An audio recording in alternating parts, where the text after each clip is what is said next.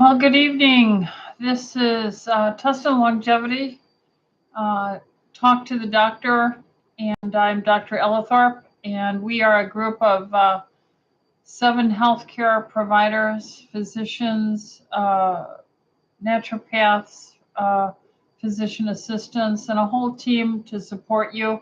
We are in Southern California, here in Tustin, California, and we do this as a support to our staff and their family and friends, where we make a time once a week on Tuesday at 6 o'clock, every Tuesday evening at 6 o'clock Pacific time, to take in questions that you can email to us. If you look at the uh, undergirding data here, you'll see where the link is for office at TLC to send your question in. Make it clear that this is for the Talk to the Doctor on Tuesday nights. If you are a patient and you have a question regarding your healthcare management, make that a phone call into the office or text at 714-544-1521. And we will be sure to get back with you and address your questions promptly. Please allow us up to 48 hours to return calls to our patients only. But here you can ask generalized questions, and I will give you the general approach and theme that we here at Tustin Longevity Center do for a functional, integrative, complementary, alternative support to standard care, along with our experience and our training, our board certification, and so forth. So this is not meant to be individual advice for anyone in particular. These are generalized responses that we would have to your questions, how we might approach the topic, or what our thoughts would be on how we would manage it. So we get these questions. I didn't finish them all last week. I have several pages. We'll start with that. And then if I have time left over, I will go to the chat here, which is on your right. If you're on YouTube, go ahead and type in your question there, and I'll certainly try and get to it. Again, try and not make these too long in your question, and keep it to one question, please, because we're trying to give everyone an opportunity. So we'll be here next week as well. So let's begin and say hello to the TLC Health Freedom Tribe, and we're going to start first with James. James sent in a question that said, Dr. Ellithorpe, I have to remind myself to get on live at 6 Central Standard Time, my time. Always good to see you. Missed coming out to your clinic. I want to come visit this year. Well, we'd love to see you, James. Here's the question. As you know, I am still dealing with atrial fibrillation. I am going to get a ablation very soon. Do you recommend this procedure? I've been holding off. Is there a natural way to avoid this procedure? Thank you so much. Other than that, I'm doing really good for a 73-year-old man. Hope all is well with you and your whole family, John and your 2 sons and daughter-in-law, James. Well, thank you so much for that, James, and that question. Atrial fibrillation is a situation in which the top half of the heart, and there's a bottom half, and these assist in putting fluid into the main right and left chambers, and they can be irregularly contracting. Instead of uniformly contracting, they can be kind of wiggly and not as efficient. So when that flow is not efficient, there can be circulating turbulence that might produce a blood clot. So we don't like atrial fibrillation. We usually put people on blood thinners prescriptively, things like Coumadin, Eliquis, and so forth, Xarelto. And a cardiologist is normally consulted, a Holter monitor is put on, a echocardiogram is done usually to look at the heart in motion. So a proper allopathic approach is done. But to avoid this, or to try and help get back into sinus rhythm, there's many things that can be done. Sometimes people can just bear down like a bowel movement, and that kind of vagal stimuli. So if you're bearing down like a constipated bowel movement, sometimes that will convert it. Some people have been talking about that. Some people do a hard cough and it will convert. But that is some of the intermediary things. If you have chronic atrial fibrillation, that's not going to change it at all. We like to prevent these things. So normally what we try and do is EDTA chelation therapy on top of standard management and care. That improves the tiny microcirculation. Obviously, the nerves were working well and you were getting the nice contractions before it turned into this gobbledygook, at the top. So something happened to the cell, the special nervous self-promoting depolarization cells at the nose that created some trigger. Maybe it's repairable. Fasting, eating healthy fats, the essential fats, linoleic, alpha-linoleic acid, which is in our clinician's preference, parent essential oils. Fasting 24 hours, being on a low carb so you don't clog up the tiny little capillaries, because your heart has its own blood supply, its coronary arteries, but there are many, many, many tinier arterioles and capillaries. So EDTA chelation can help that, and maybe it can reach to whatever little tiny change or irritation happened right next to one of those nodes for those self-depolarization node that would help. So fasting will clear it out. Always drinking enough water will help clear it out. Avoiding stimulants like caffeine, cold remedies over the counter. Even too much green tea has a, if you drink too much green tea, you'll get caffeine in it. So those are things. Now, magnesium. We have intravenous EDTA chelation that helps open up microcirculation, and it improves nitric oxide to try and help the tiny, tiny little capillaries that reach the littlest cells in there. Using magnesium intravenously may help with this. Oral magnesium can be taken along with us every day.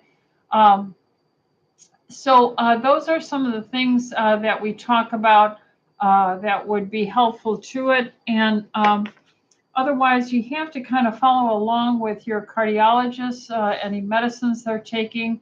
Systemic enzymes like Vitalzyme or Vascuzyme work as anti-inflammatory, because whenever there is a piece of cell damage, maybe some little tiny ding in the cell membrane there that's right next to the depolarization node, if that little ding right there occurs from free radical, if you're smoking, if you're drinking alcohol, if you're taking in too much stimulating caffeine, that might leak through some area that would irritate the node and make it polarize. And that is a source of cell damage, or another word would be inflammation, or the fire burn of oxidative stress. So anti-inflammatories help this, as well as oils to help repair the membrane, eating healthy phospholipids and healthy fats. So there are many things that we would lay out, James, that you should be thinking about. I'm not against ablation. I've seen many, many, many patients over 41 years of practice, and it looks as if more and more patients are getting helped by ablation with an electrophysiologist, cardiologist, and it seems to be a very safe procedure. I've seen no real complications, possibly one I'm personally aware of that had a complication, but got through it and did very, very fine, and it's doing well years and years later. So I am in favor of ablation, getting a consultation with your specialist cardiologist, your electrophysiological cardiologist, the medications that you need to be on for a time being, hopefully can get you back into normal sinus rhythm. Then you can eventually, hopefully, come off of these anticoagulants, maybe off of these antiarrhythmics and so forth. So yeah, there's lots you can do, James. Hopefully that was helpful. Eden Marie says, "Hi, Dr. Ellithorpe. Thank you for taking the time to answer my question. I'm currently on bioidentical hormones as prescribed by you. I'm 48 years old and I use estrogen cream every day. and take the progesterone every night. My period is erratic, and sometimes I go months without having it.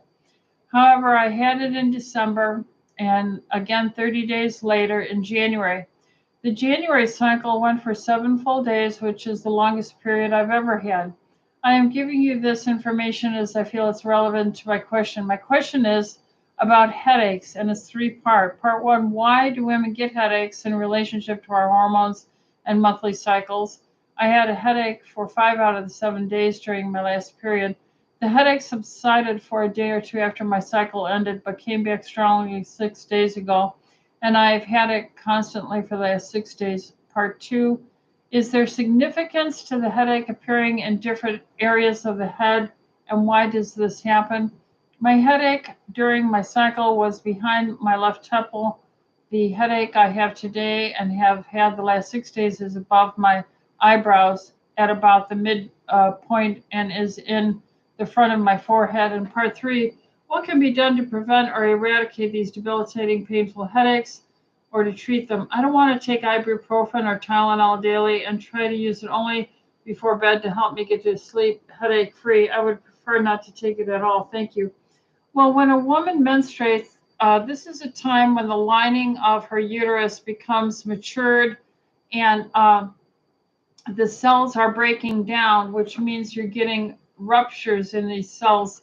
And that is, again, inflammation. Inflammation then is a cyclical phenomena a woman has to go through. It's associated with the concept of called PMS, perimenstrual syndrome. This is an inflaming time when cells are breaking down, sloughing off. Those signals of those tiny fragmented particles that will come off, these little tiny particles, will trigger other inflammatory cascades if it is excessive.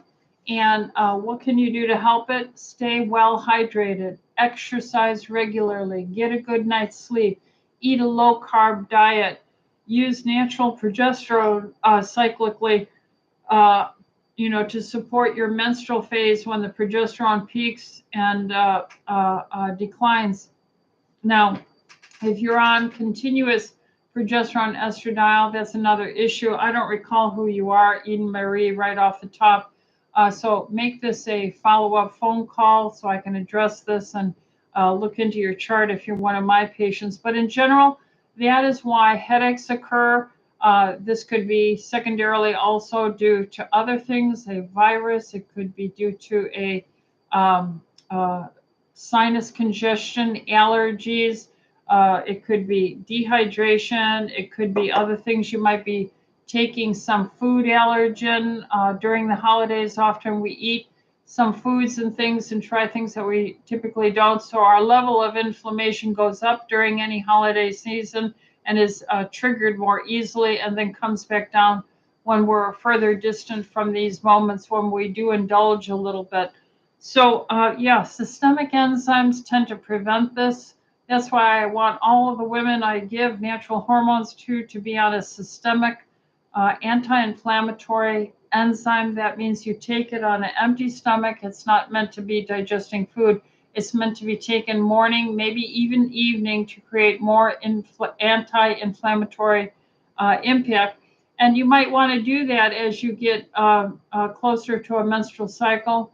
But if you are on continuous hormone replacement therapy, we have to find the levels and we have to find what it takes to maintain enough estradiol so you have the benefit and no hot flashes, sleep better, and think better.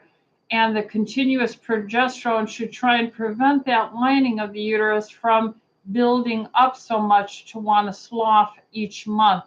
Not that it might not occasionally happen in the course of a year or two, but this is something we work through, and we spend more time individually with you. Age matters. The perimenopausal women between the ages of, roughly early 40s to early 50s, that's a time when sometimes if you take better care of yourself, your own ovaries might revive a bit and work a little bit longer. And then if we're giving you some natural baseline estradiol, then your total will be a little higher for times when you're living a cleaner lifestyle and you might produce more. or less. So this is a difficult time for a doctor when women are in what we call perimenopause, because sometimes you produce the hormones, other times you don't. When you don't, then you're symptomatic. So we try and help you. But then if you do better and, like I said, a better lifestyle, and then you do start having your own production a little bit, then you might have more than we would want, and you'll build up and you get some lining shedding. So this is a very dynamic, and it takes clinical acumen and experience. So those are some of the answers that I would give you.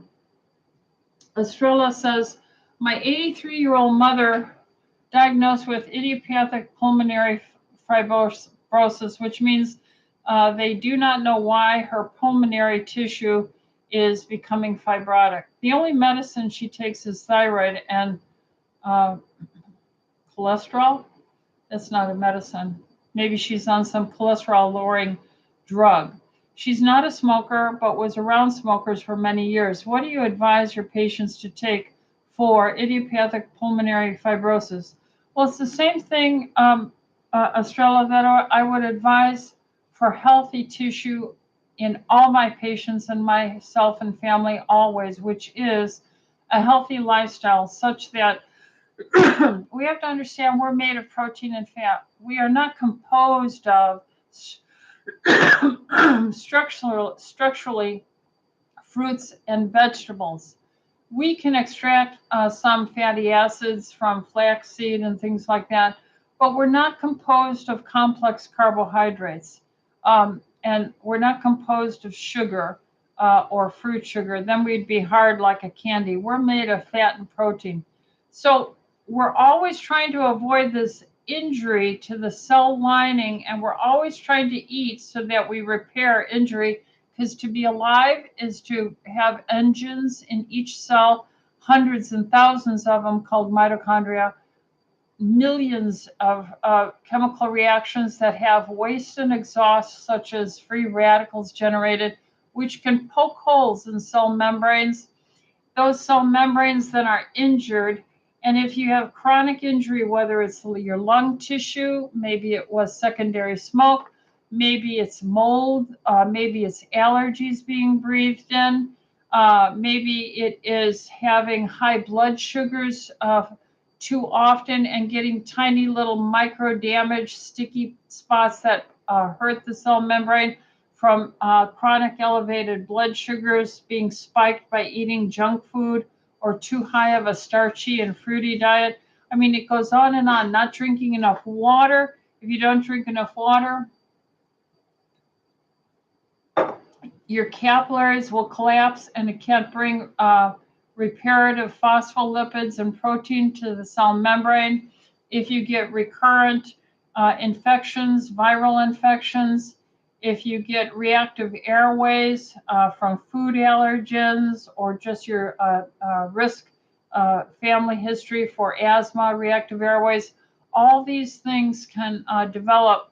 And therefore, we teach the same gamut: low carb, intermittent fasting, like giving up breakfast and only eating a lunch and a very early dinner.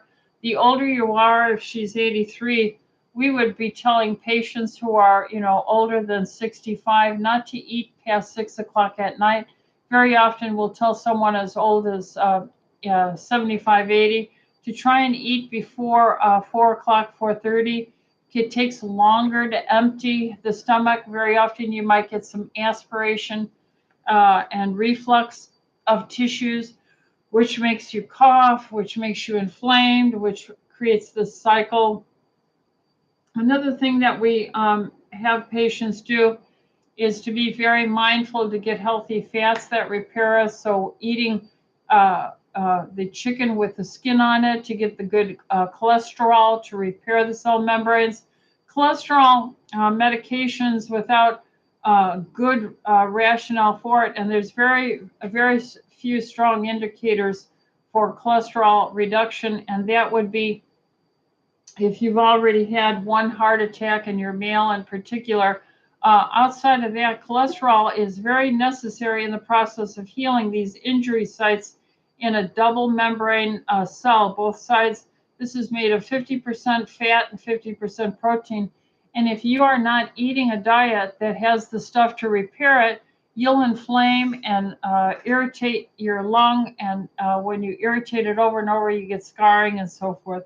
So that, along with enzymes, along with low carb, with intermittent fasting, along with enough hydration of water, and with vitamin D to protect the immune system and help build up the barrier, sometimes using natural allergens like quercetin and dehisce are helpful. Various things like this would be helpful.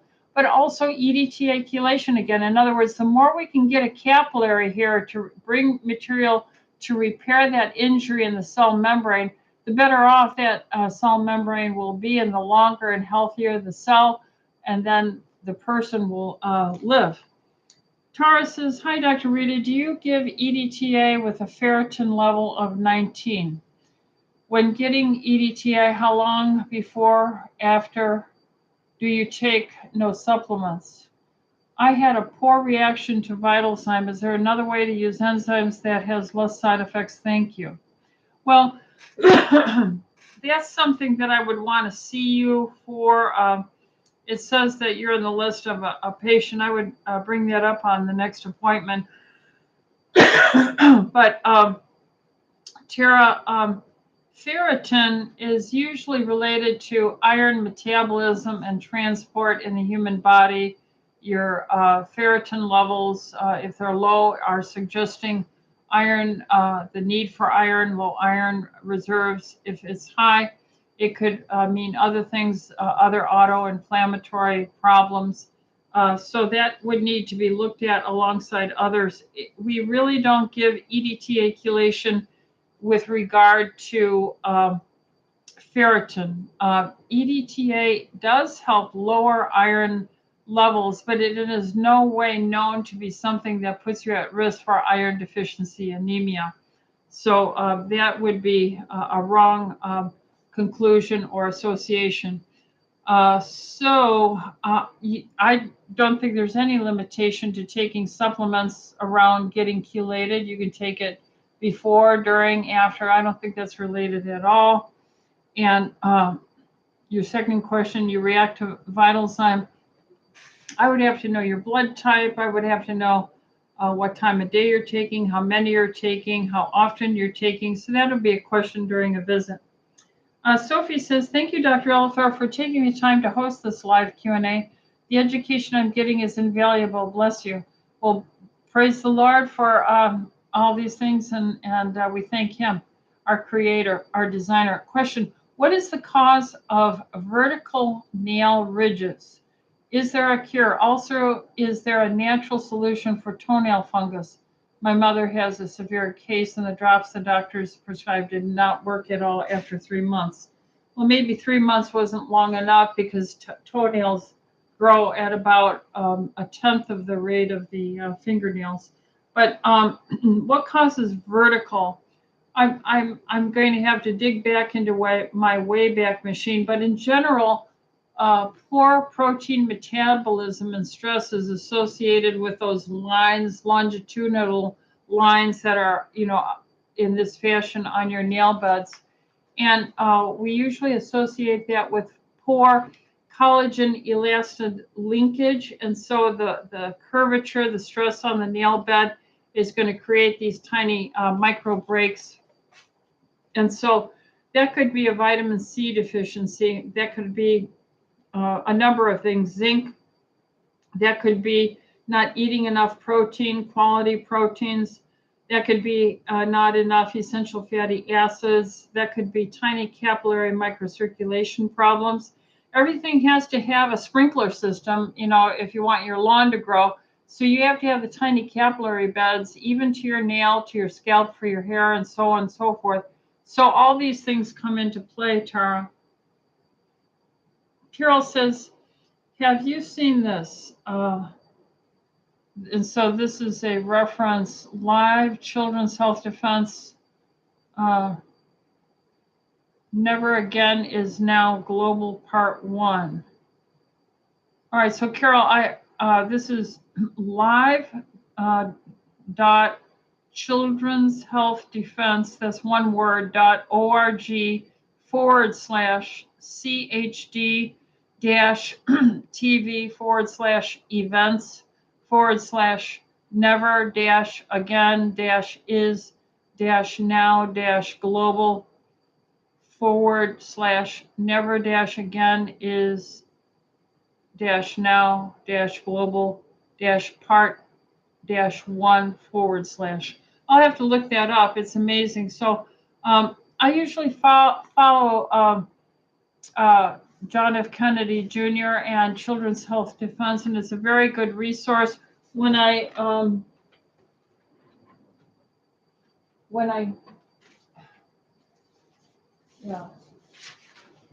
give out my reference sheets here, I have it listed right here, Children's Health Defense. So you can pick this up. We carry these. These are references over many, many sources that I've used over the years.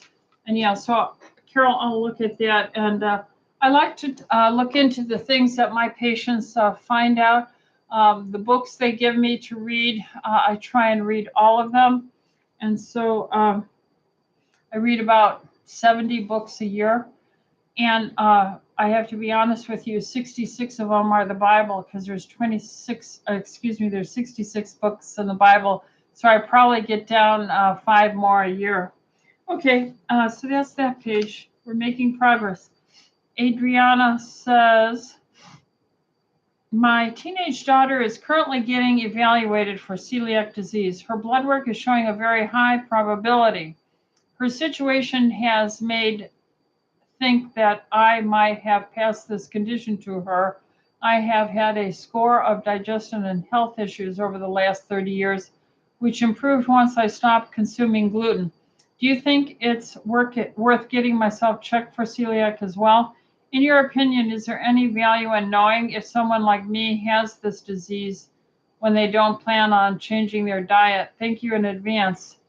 Well, I think knowledge is power, Adriana. And so if you have your doctor, I don't know, it says yes, you're a patient here. So bring that up on your next visit. We can order a tissue transglutamine level and look in some of these celiac indicators. Find out what your blood type is. O-type blood tends to seemingly have more risk of having this in my clinical experience. So yes, I think the grains in America and the corrupt food industry lobbyists, just for making money, have destroyed the health of America. 80%, close to 80% of everything that is in a grocery store today never existed before. These are mostly processed foods. That's why you want to shop mostly on the outsides of the store, so that you're buying the fresh meats, the fresh poultry, pork, chicken, fish. You're getting your vegetables that are local grown, hopefully organic. You're getting your eggs, your butter, and things like this on the outside of it, and as opposed to the center, which is full of all these packaged and processed foods. So yeah, knowledge is power, and I would look into it. Bring it up when you are in the office next time with your healthcare provider here. Another question without a name says, God bless you, Dr. Rita. I have been diagnosed with 2 issues that I only trust your opinion to help me proceed with treatment. I follow all your protocols and I'm healthy. I have 2 nodules on my right side of my thyroid. My right lobe is not enlarged and my left side was removed 45 years ago. The nodules are 2.5 and a 3, so that probably centimeters she's talking about. My blood levels are all okay. T3 is 182. Is this really high? No thyroid meds. It depends on some labs measure this in total T3. Others do it as a free T3, but I think that's the normal range. I will have a biopsy by aspiration, but my question is there anything I can do to reduce the nodules, chelation, supplements, and if they are benign, are they left or do you recommend surgery? If they're benign, I would leave them alone. I would say the older you get, the more likely you're going to have fibroids and cysts and nodules throughout your body, the scars of going through this life. And these are very small, this 2.5 centimeter and a 3. So it sounds very benign. I think it's being also important in the nodule, how that nodule looks. If there are certain nodules that have characteristics that are more concerning and for having a malignancy. So the ultrasound is reported to the doctor in a fashion that will put it on a scale of the likelihood of it being a problem. They're ranked T1, T2, T3, T4, T5. So you would have to talk with the doctor who did the thyroid imaging and see what that looks like. So I would then say, yes, chelation therapy will always help microcirculation, bringing repair and removing waste. Enzymes will always disinflame, help to chew up and break up.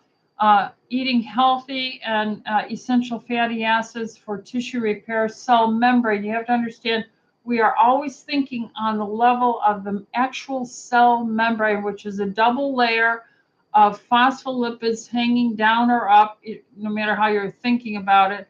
And then the outside is polar, where the water is, or the inside of the cell is polar. But that membrane is fat and protein.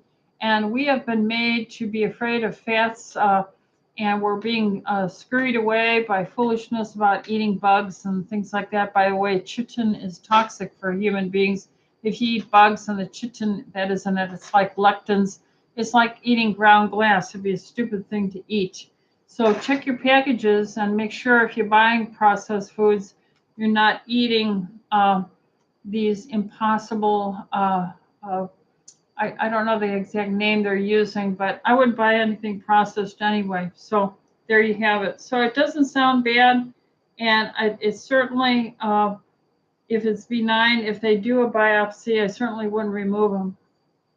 She has a second issue, okay, herniation of rectum into the vagina. This is called a rectocele. This is very, very common. This is not unusual, especially if you've had children. That doctor recommends surgery with a mesh. I'm against mesh use due to pending lawsuits. I can understand that. Anytime you have a foreign item in your body, it can be a nidus or a point of contention in your body and trigger your immune system. There is new technology called D-cell for pelvic floor repair. It's a new generation tissue called DermaPure and V-New dermal allografts. Do you know if this would be better to use? Can I get away from not going through surgery by exercising the pelvic area and by doing Mona Lisa Touch and adding estrogen internally? That's a good starting point. I would do the Mona Lisa Touch, which helps thicken the lining naturally through natural light therapy, and then natural estradiol or estriol vaginally and testosterone. And then there's a physical therapy for the pelvis in women. It's called Womanology, and it involves having a bimanual hand exam with a trained physical therapist in the pelvic floor sling for those muscles there, and supportive of the rectal sac and the sling that holds it tight so you don't feel like you have to have a bowel movement all the time.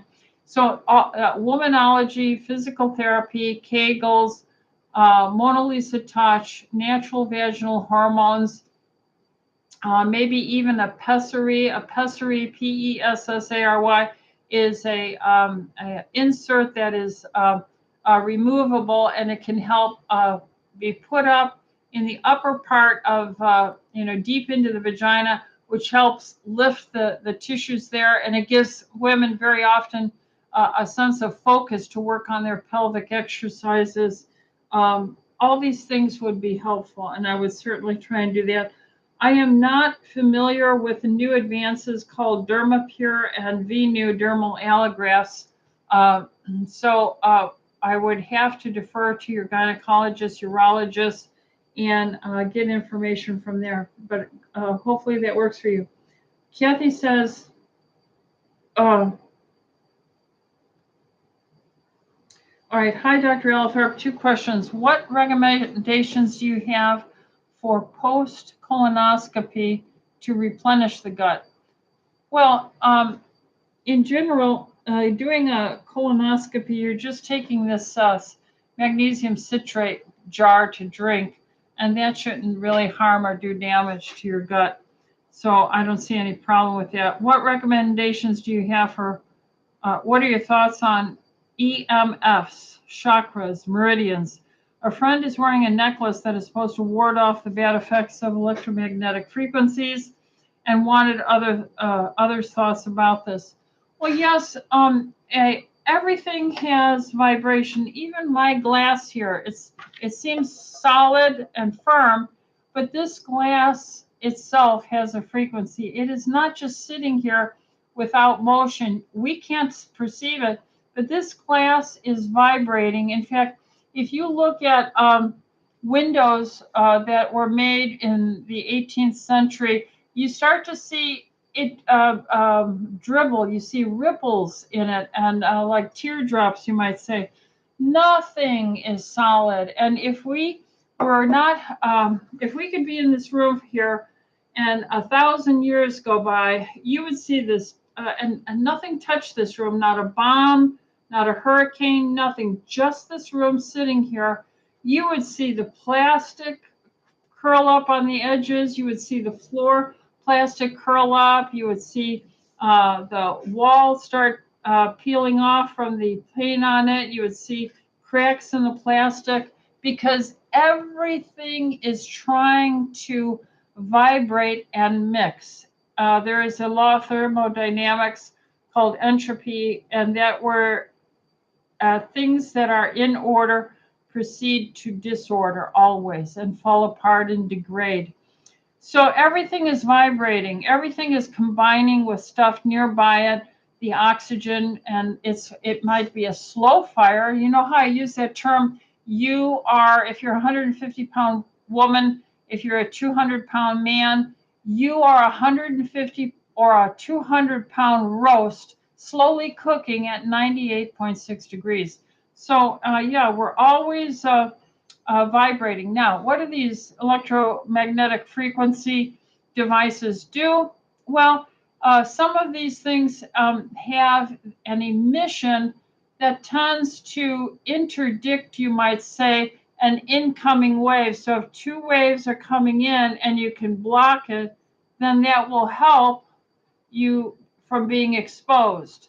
So there are such devices, and they are often lockets that we wear. You can have a stone on your desk because those waves don't just, go out a tiny inch. They go out and they go out and they go out and they go out. So everything is communicating. So yeah, I'm going to say, if you read the book Vibrational Medicine, or another book, The Body Electric. This was breaking when I was a very young doctor. I read them when I did my doctorate in integrative medicine after I got my medical doctorate. And those were very, very powerful books back then. And we've only tremendously expanded on that. So we're learning about all the vibrational tendencies in the human body. I do believe we'll have tricorders like Captain Kirk had on the Star Trek Enterprise, and Bones, the doctor there, but where it'll sense your vibrations. And if there's an interference, it'll say, what's going on here? Or what's going on here? Or what's going on here, here, here, here. But we're not there yet. So, yeah, we got to work on that. So that's 2 pages down. We're hot tonight. Nancy, why do you need DHEA? And is it safe to continue it? I've been on since you all suggested it years ago. Thank you. I'm still on mine, and I've been on mine since the 1990s. Okay, so I went into menopause early in life, in my late 30s, because of all the stress in my life. And my adrenal glands and the ER and crashes and resuscitations and sudden infant death and working and busting our butts trying to take care of these people, really took a toll on my stress and adrenals. So dihydrotestosterone is a precursor from food when you digest your food, And it is from the cholesterol that's in the butter, that's in the meat, the fish, the skin on the chicken, and fish and pork and so forth. So when you digest this, the cholesterol is turned into pregnenolone and DHEA, and then they go down their pathways.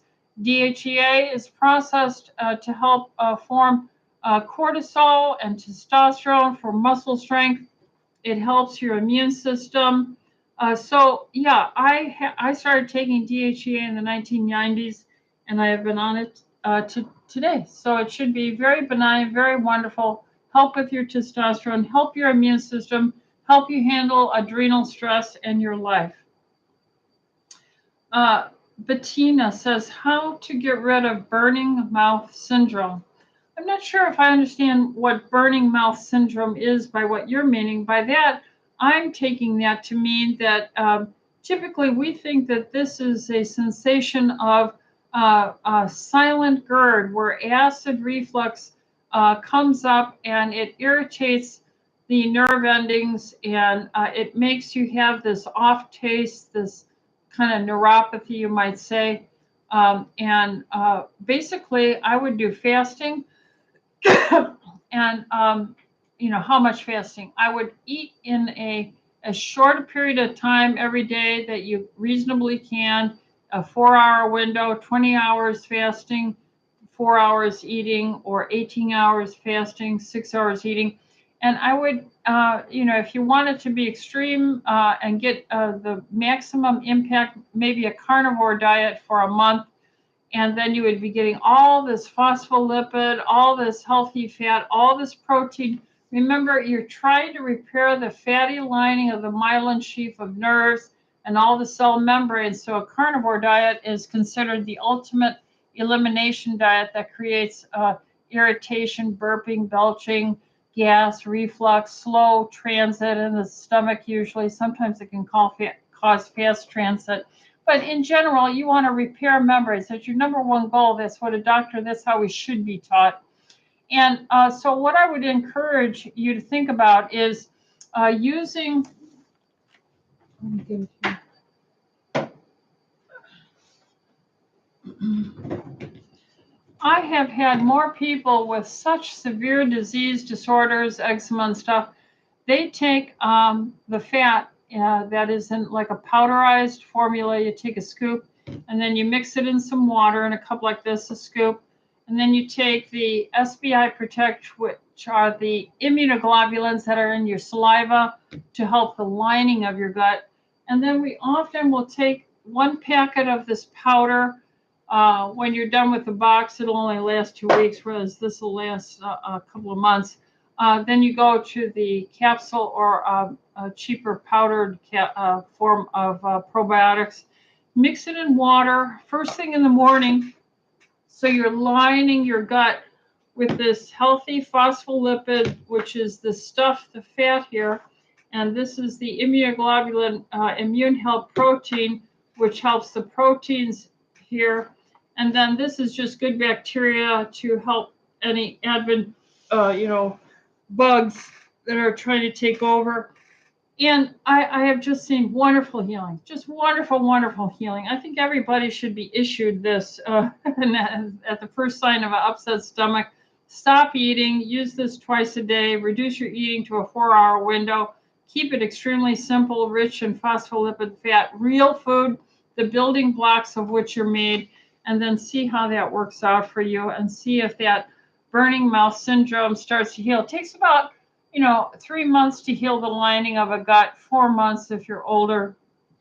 Kimberly says, my son has a swollen knee. The doctor recommended ibuprofen for pain and inflammation. Is it okay for him to take ibuprofen with Vascuzyme or Vitalzyme? Yes, it is. Also, which Vitalzyme do you recommend of the 2 in your store, and how many should be taken? I have been taking the Vitalzyme XC myself for autoimmune issues. Thank you so much. God bless you.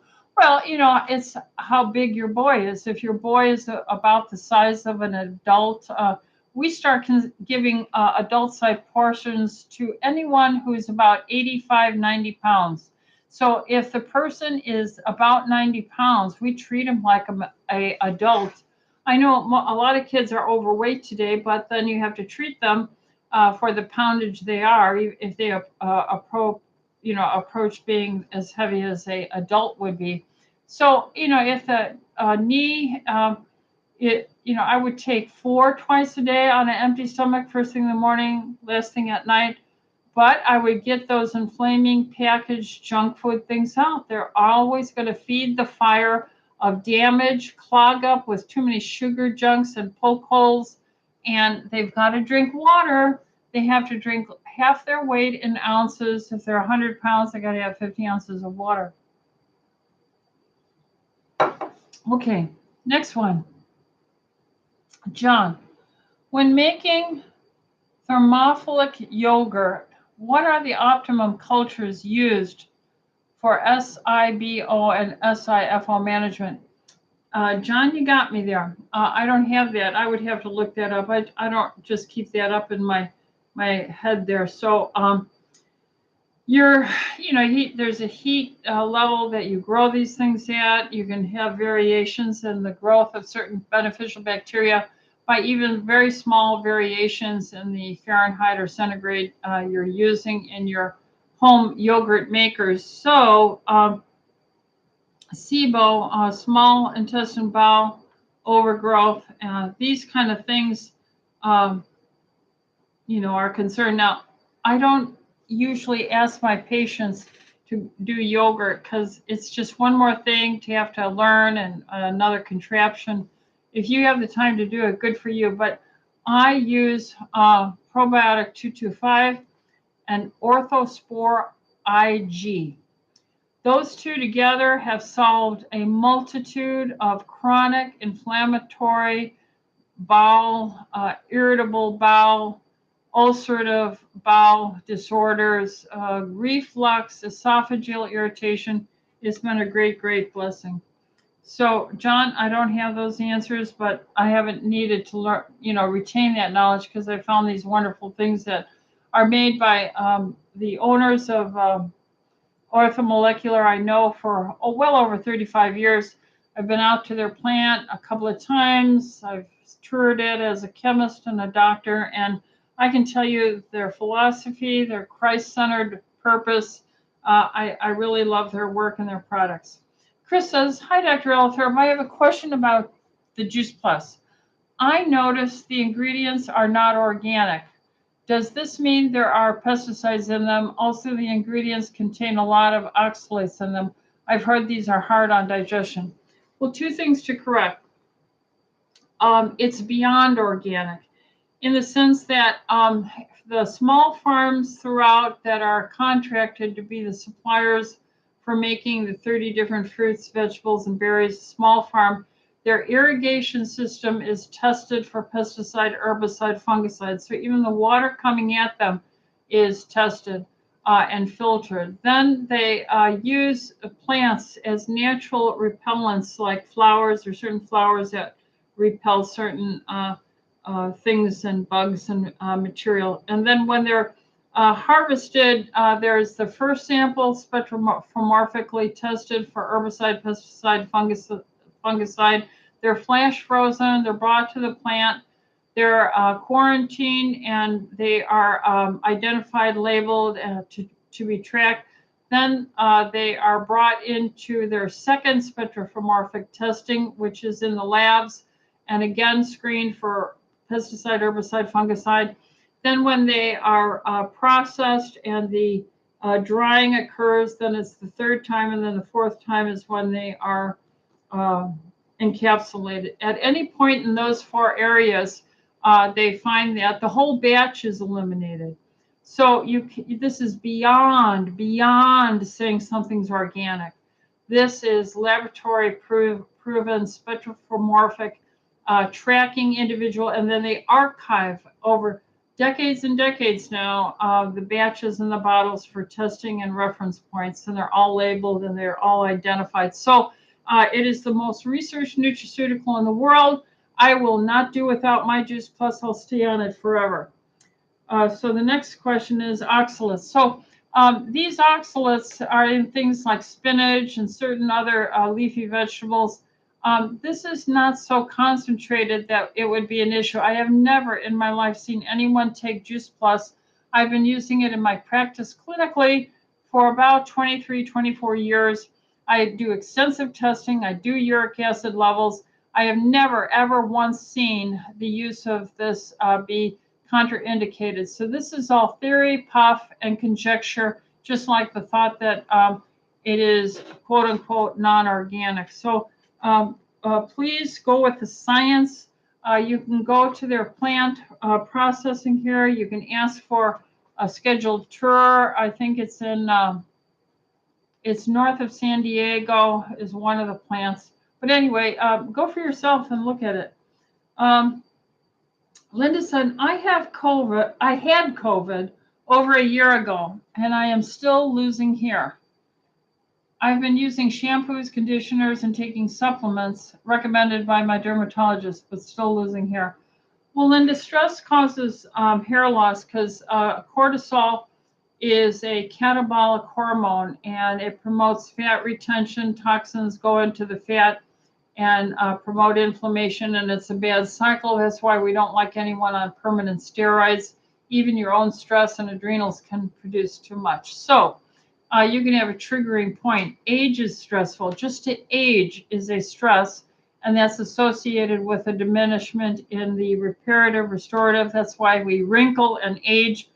That's why our hair thins out and so forth, and we ultimately will all meet our maker, and it is pointed unto man once to die, and then the judgment. So I would suggest to you, try not shampooing or using conditioners or anything.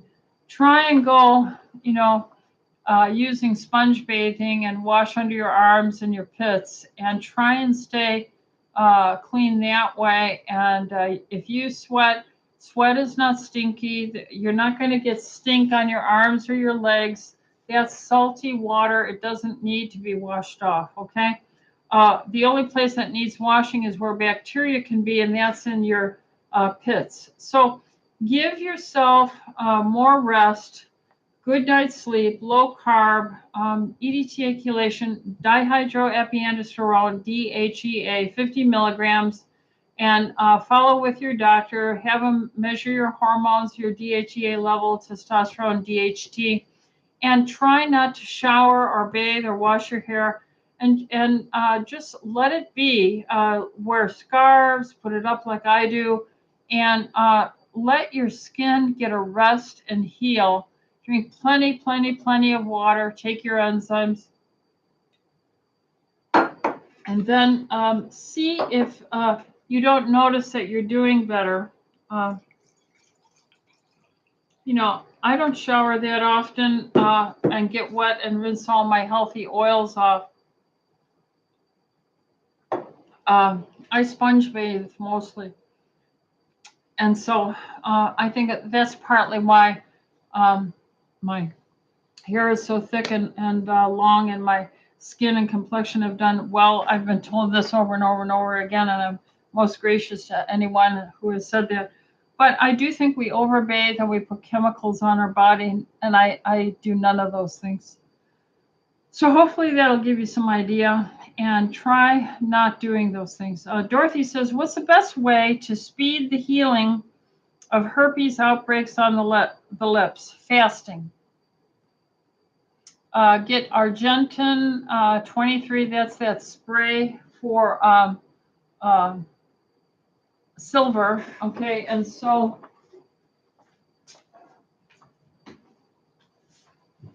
I have the Argentin right here. This is Argentin. Now, this is what only doctors can get.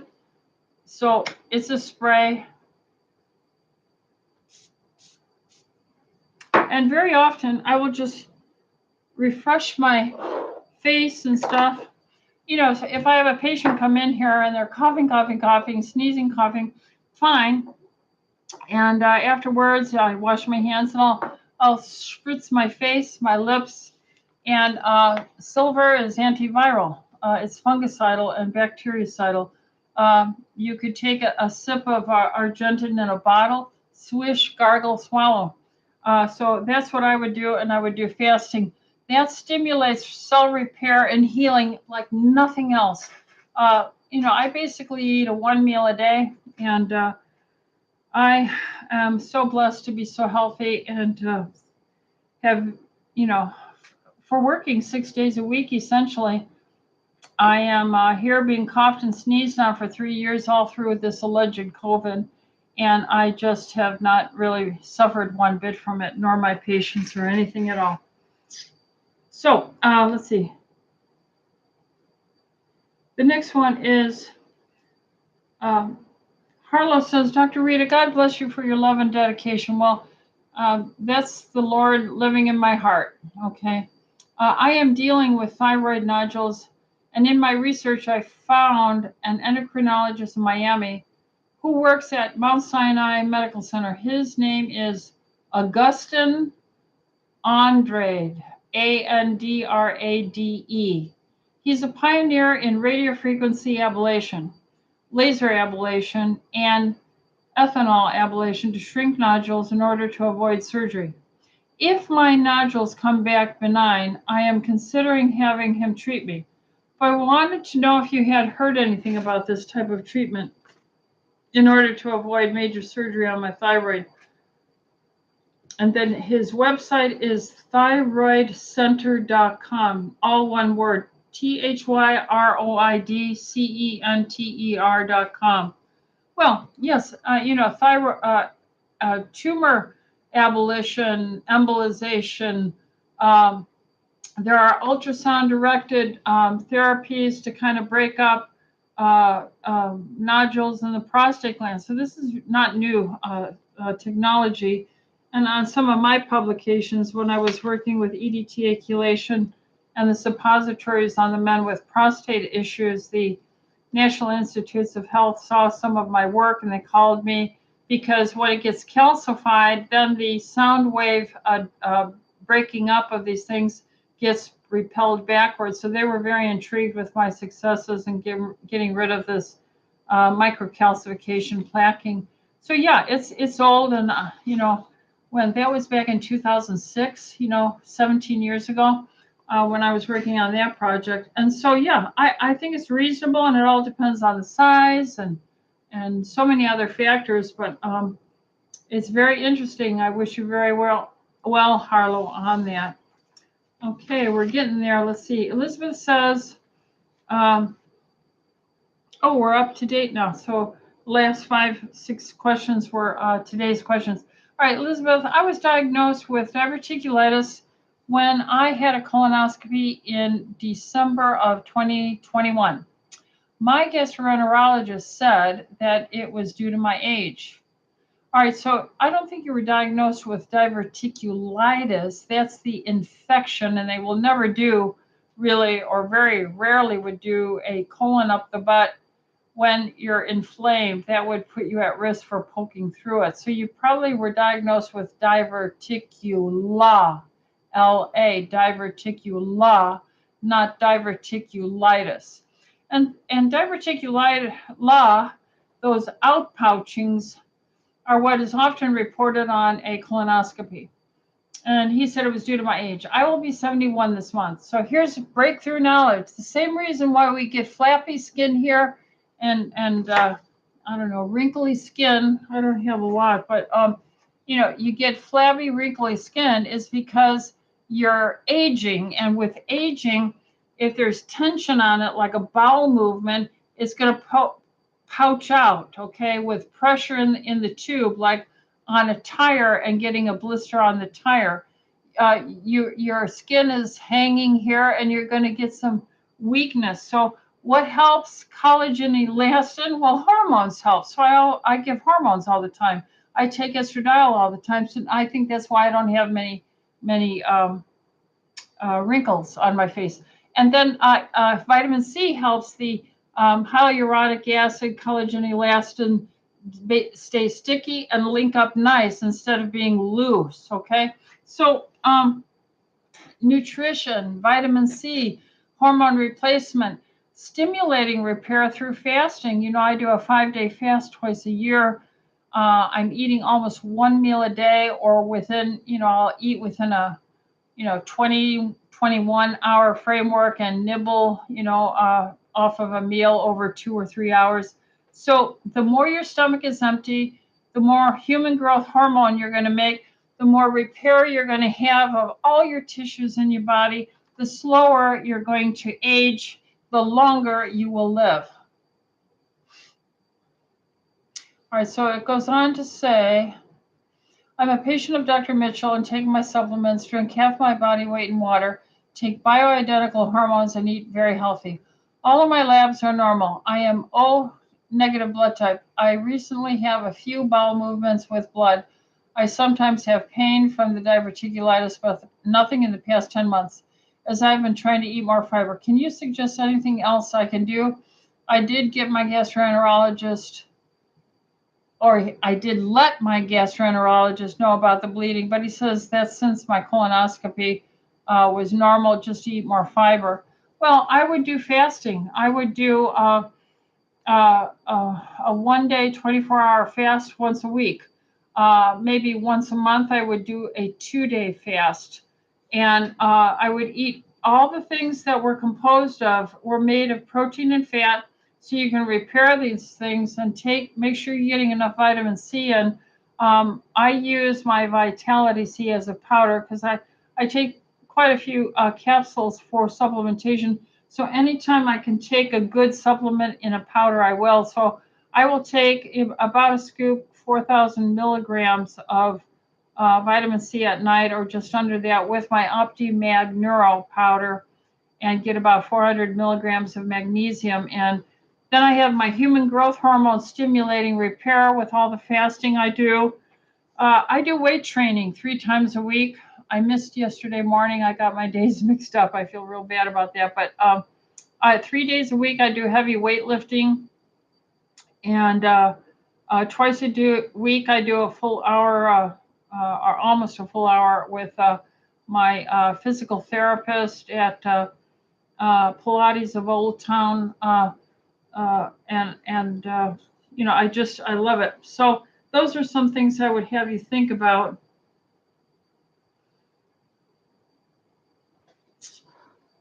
Let's see, what else? Patsy, if cholesterol is not the cause of heart disease, it is not. What is?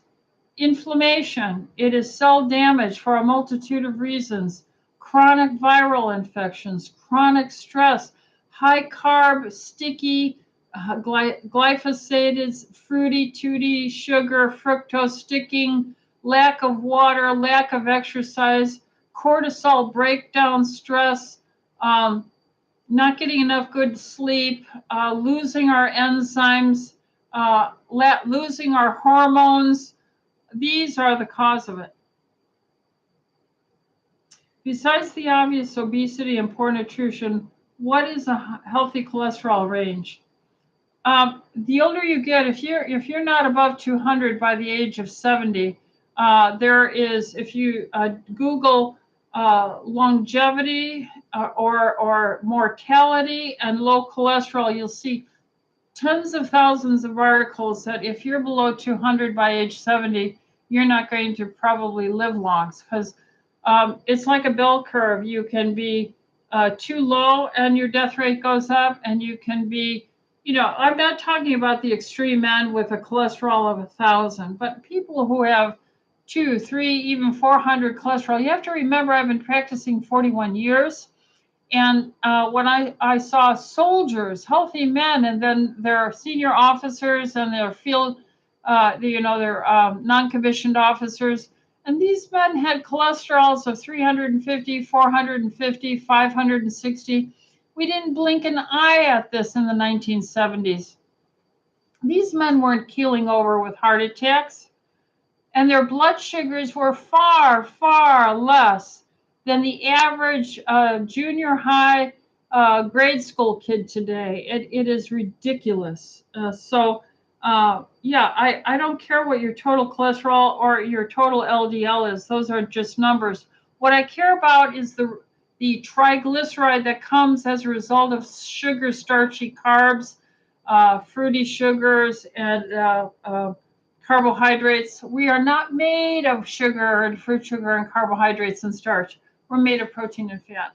And we're eating way too high a percentage. That stupid government pyramid, it was stupid then. My father said it was stupid when I was a little girl.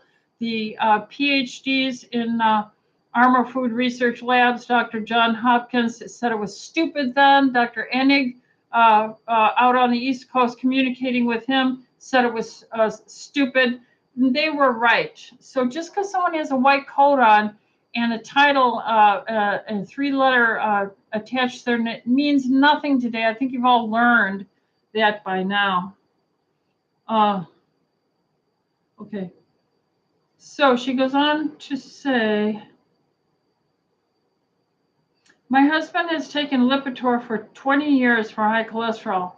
It was 300, now it's 170. After taking Lipitor, he developed type 2 diabetes. No family history. Well, that's the high carbohydrates. Doctor says Lipitor does not cause type 2 diabetes. Well, if you're being shunned away from healthy fats, then you're going to move to a higher starch carbohydrate pyramid diet. And that is the cause. So your doctor needs to grow up on that. He walks 5 days a week, 3-4 miles. That's a great saving grace. 6'2", weighs 205. He eats a good diet, a few carbs. I don't think he's eating a few carbs. Tell me what his fasting insulin is, and I don't agree with the ranges on the labs. Tell me what his fasting blood sugar is.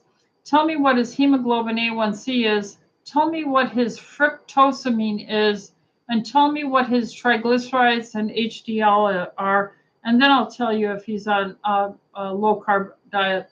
But he doesn't drink enough water. He's working on that.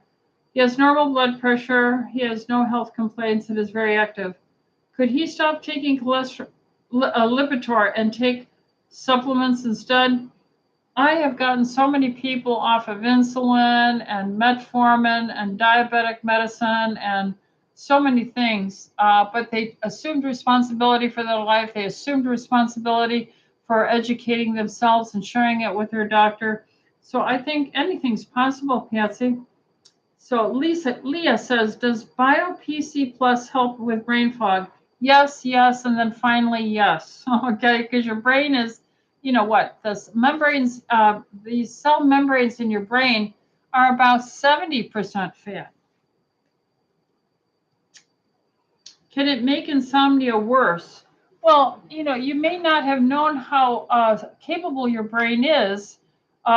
When your brain works well, your memory, your activity, your ability to make new connections and retain data and think and sort and interact become fantabulous. And so that might be such a new, exciting health advantage. You might find it difficult to go to sleep for a while, but normally it is not associated with insomnia. I'm about to start my second canister. My brain fog has improved significantly. Bravo. But my insomnia has become much worse. Wondering if there's a correlation. Well, I think that might be related to healing. So don't eat late, depending on how old you are. Try and stop eating, 6 o'clock. Drink plenty of water. Don't have green tea or caffeine.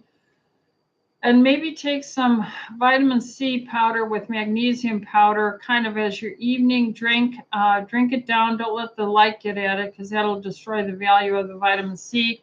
And then exercise after your dinner. Take a good walk. And then get a routine so you have good hygiene for sleep patterns. So you have the same room, a cooler temperature, enough blankets, you have the lights out, the electromagnetic energy, make sure there aren't any cords, or if you're in an apartment, make sure the apartment doesn't have those energy devices receiving signals. There's all kinds of things. Be on natural hormones, take some progesterone, maybe take some melatonin, maybe you need some DHEA, maybe you could use some ashwagandha, that's very, very helpful. chamomile tea. All these things might be a big help to you.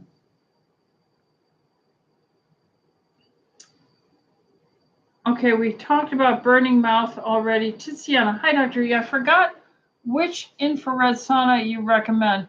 Well, I don't know that I know the best of them all. The one I bought for myself in my bedroom is called Sauna Sure, SAUNA SURE, all one word.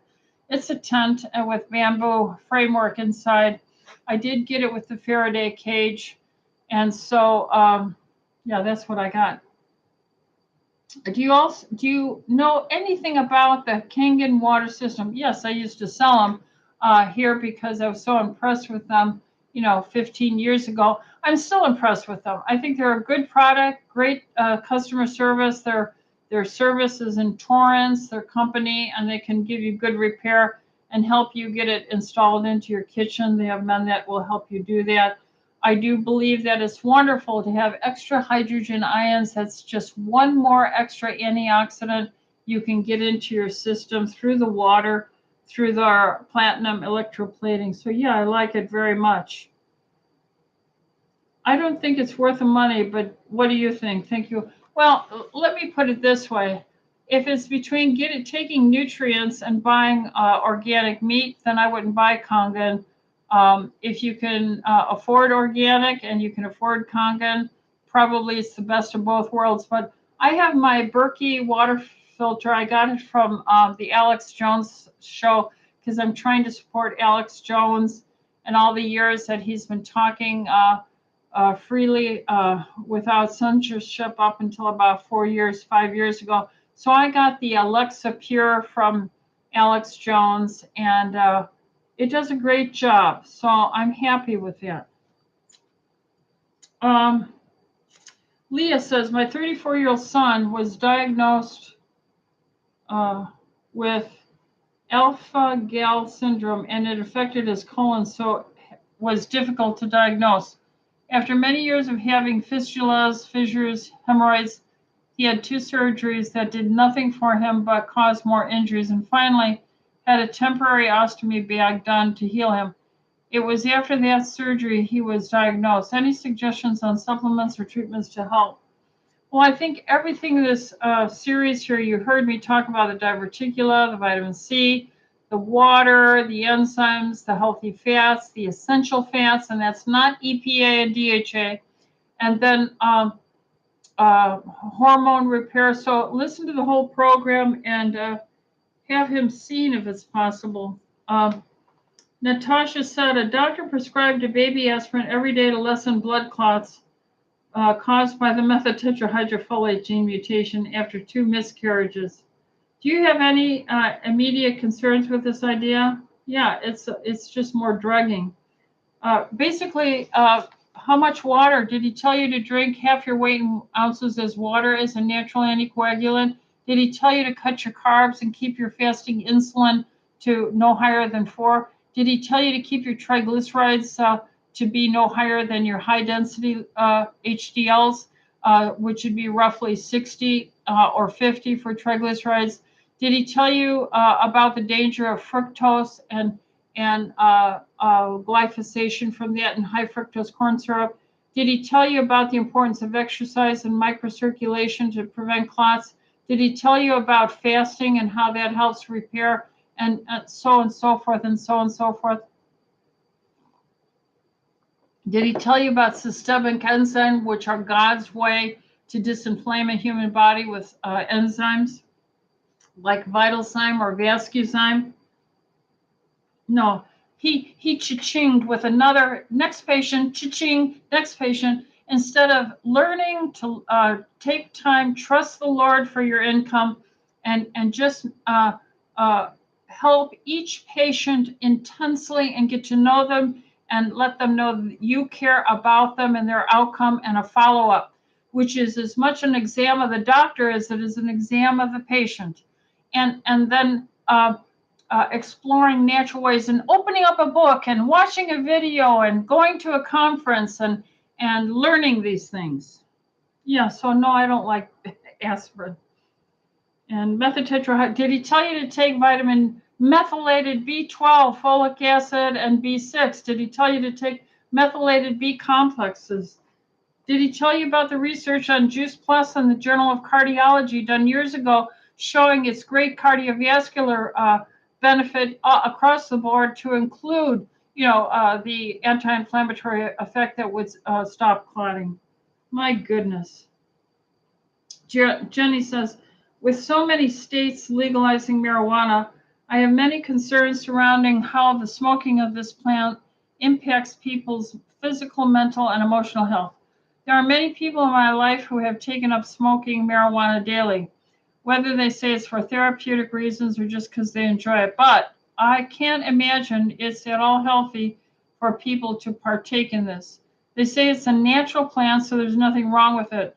What's your opinion on the daily use of marijuana, and do you have concerns with its legalization spreading nationwide?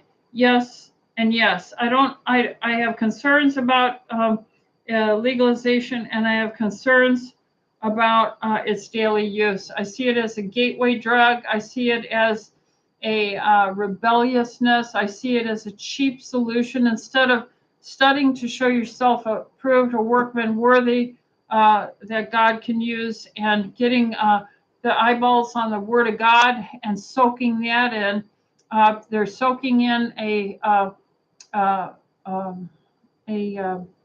plant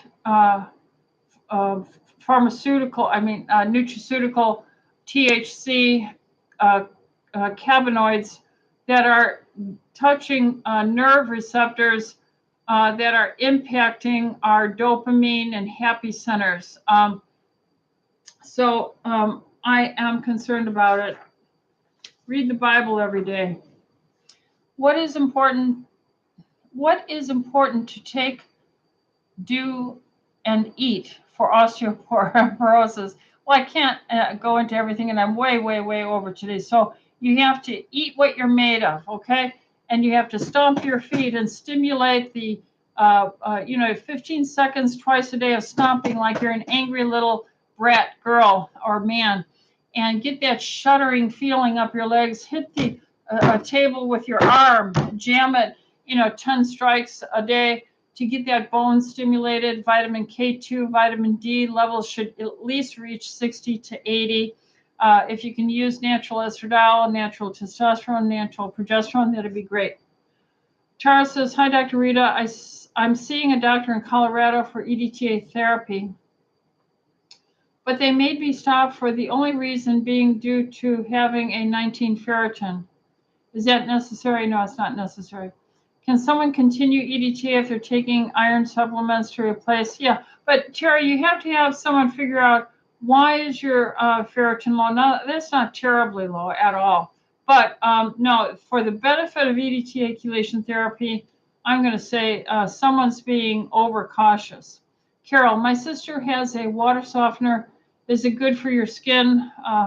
She has a friend who switched from salt to softened hard water to potassium cubes, sodium free, which is the best. The best is don't shower that much, don't bathe that much, don't wash off your natural oils is the answer to that. It's late, I went way over, and I'm making people wait on me. So we love you all, and we care about you all, and we have wonderful doctors here, the greatest I think can be assembled. We're training them, we're teaching them. We're so happy to be a part of this. I will get to, I need to get copies of this. There are quite a few questions here, but I'll save this so we can capture the YouTube chat, and I will get to it. But at least I caught up on this part today. So God bless my TLC Health Freedom Tribe. The Lord bless you and keep you and give you peace. Peace.